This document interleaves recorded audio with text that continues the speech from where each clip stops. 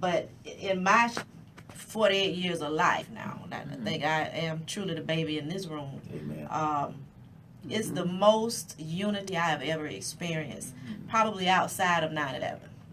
I had calls from priests, from rabbis. When I got to the church office, my phone message was lit up. People inviting me to their church, offering to send people to my church for security. It was just beautiful. Beautiful. I met a very wonderful pastor. She pastors a metropolitan church.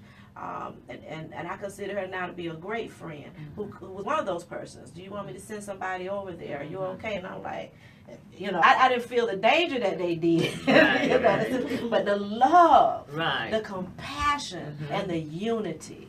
Let's if you could share your experiences. In other words, God took what was meant for evil and turned it around for our good. And I think lines were open. Communication lines became open.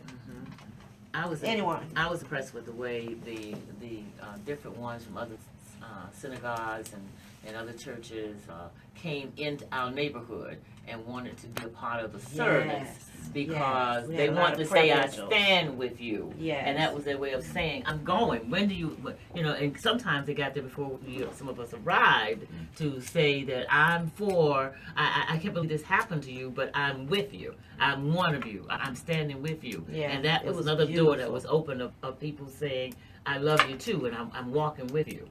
That was inspiring to me. We serve the community of Hope Sound, and the demographic of that community, socially and economically, most of the people serve Jupiter Island in some manner of speaking. And we were surprised but blessed to have the president of the Jupiter Island Club come and worship with us shortly after the tragedy.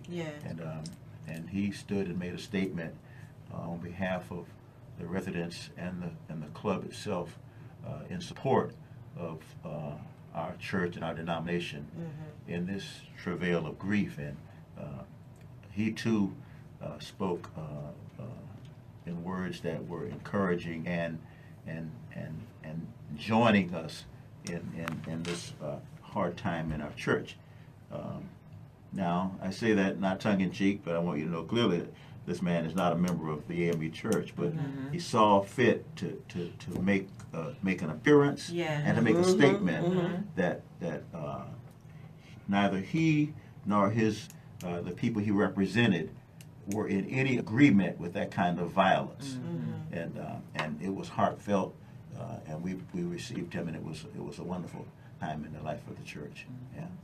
Do you think that because this happened, it's why he came over, or do you feel that people will come together without something violent happening?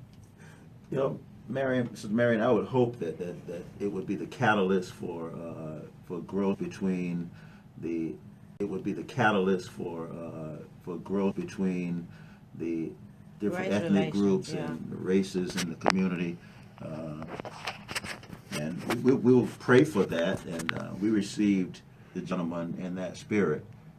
That happened a lot, though. It happened in a lot of communities. And while you were speaking, Reverend Mitchell, I thought about the bombings in Birmingham and was it Birmingham? Yeah, and I'm wondering if that kind of what if we compare the two tragedies, if the other ethnicities responded in kind with that type of compassion. I don't know. I was not even a glint at that point, but that's what it was reminding me of. But I know that there weren't just, as Reverend Byfield or maybe you, Reverend Mitchell, said, that those social issues weren't solely led by African Americans. There were a lot of other ethnicities and other races that came. So I'd like to believe that there were other people. Certainly that we could see from the documentaries that all types of people marched with Reverend King. That's right. So, but it was very overwhelming to me.